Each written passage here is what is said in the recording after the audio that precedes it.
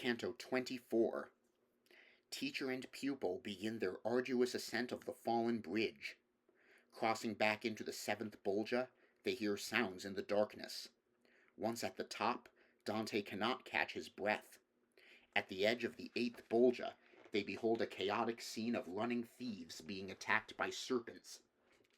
One reptile darts out and strikes a blow to a sinner's neck. He catches fire and turns into a pile of ashes before being restored to his mortal form, that of Vanni Fucci, a sacristy thief from Pistoia. He, too, predicts political strife for Florence.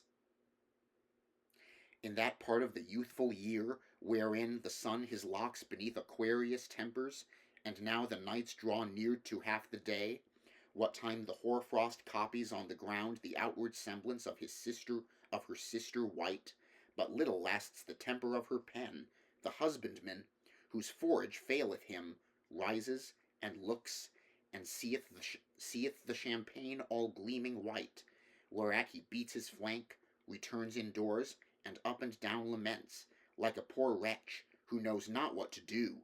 Then he returns, and hope revives again, seeing the world has changed its countenance in little time, and takes his shepherd's crook, and forth the little lambs to pasture drives. Thus did the master fill me with alarm, when I beheld his forehead so disturbed, and the ailment came as soon the plaster. For as we came unto the ruined bridge, the leader turned to me with that sweet look which at the mountain's foot I first beheld. His arms he opened, after some advisement within himself elected, looking first well at the ruin, and laid hold of me. And even as he who acts and meditates, for I it seems that he provides beforehand, so upward lifting me toward the summit of a huge rock, he scanned another crag, saying, to that one grapple afterwards, but try first if 'tis such that it will hold thee. This was no way for one clothed with a cloak, for hardly we, he light, and I pushed upward, were able to ascend from jag to jag. And had it not been that upon the precinct shorter was the ascent than on the other, I knew not, but I had been dead beat. But because Mollybolge towards the mouth of the profoundest well is all inclining, the structure of each valley doth impart that one bank rises and the other sinks. Still we arrived at length upon the point wherefrom the last stone breaks itself asunder. The breath was from my lungs so milked away, when I was up, that I could go no farther. Nay, I sat down upon my first arrival. Now it behooves thee thus to put off sloth, my master said, for sitting upon down or under quilt one cometh not to fame, without in which whoso his life consumes such vestige leaveth of himself on earth, as smoke in air or in the water foam. And therefore raise thee up, overcome the anguish with spirit that overcometh every battle, if with its heavy body it sink not. A long stairway it behooves thee mount, 'tis not enough for these to have departed. Let it avail thee, if thou understand me. Then I uprose, showing myself provided better with breath than I did feel myself, and said, Go on, for I am strong and bold. Upward we took our way along the crag, which jagged was, and narrow, and difficult, and more precipitous far than that before. Speaking I went, not to appear exhausted, whereat a voice from the next moat came forth, not well adapted to articulate words. I know not what it said, though o'er the back I now was of the arch that passes there, but he seemed moved to anger who was speaking. I was bent downward, but my living eyes could not attain the bottom, for the dark. Wherefore I, Master, see that thou arrive at the next round, and let us descend the wall, for as from hence I hear and understand not, so I look down, and nothing I distinguish. Other response, he said, I make thee not except the doing, for the modest asking ought to be followed by the deed in silence.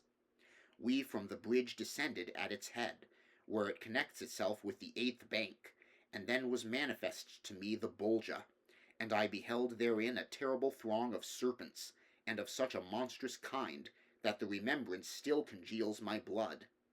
Let Libya boast no longer with her sand, for if Caladri, Jaculi, and Pherae she breeds, with Cancri and with Amphisbena, neither so many plagues nor so malignant e'er showed she with all Ethiopia, nor with whatever on the Red Sea is. Among this cruel and most dismal throng people were running naked and affrighted, without the hope of hole or heliotrope. They had their hands with serpents bound behind them, these riveted upon their reins the tail and head, and were in front of them entwined. And lo, at one who was upon our side there darted forth a serpent, which transfixed him there where the neck is knotted to the shoulders. Nor so quickly ere, no eye was written, as he took fire, and burned, and ashes wholly behooved it that in falling he became. And when he on the ground was thus destroyed, the ashes drew together, and of themselves into himself they instantly returned. Even thus by the great sages 'tis confessed the phoenix dies, and then is born again, when it approaches its 500th year. On herb or grain it feeds not in its life, but only on tears of incense and amomum, and nard and myrrh are its last winding sheet.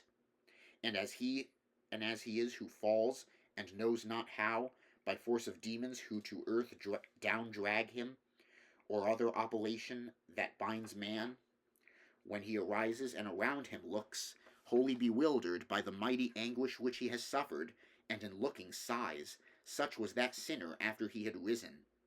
Justice of God, oh how severe it is, that blows like these in vengeance poureth down. The guide thereafter asked him who he was, whence he replied, I reigned from Tuscany a short time since into this cruel gorge. A bestial life, and not a human, pleased me, even as the mule I was. I'm Vani Fuki, beast, and Pistoia was my worthy den. And I unto the guide, tell him to stir not, and ask what crime has thrust him here below, for once a man of blood and wrath I saw him. And the sinner, who had heard, dissembled not, but unto me directed mind and face, and with a melancholy shame was painted. Then said, It pains me more than that thou hast caught me amid this misery where thou seest me, than when I from the other life was taken. What thou demandest I cannot deny, so low am I put down because I robbed the sacristy of the fair ornaments, and falsely once 'twas laid upon another, but that thou mayst not such a sight enjoy. If thou shalt e'er be out of the dark places, thine ears to my announcement opened hear. Pistoia first of Neri groweth meagre. Then Florence doth renew her men and manners. Mars draws a vapor up from Val di Magra, which is with turbid clouds enveloped round, and with impetuous and bitter tempest over Campo Pecan shall be the battle, when it shall suddenly rend the mist asunder, so that each Bianco shall thereby be smitten. And this I've said that it may give thee pain.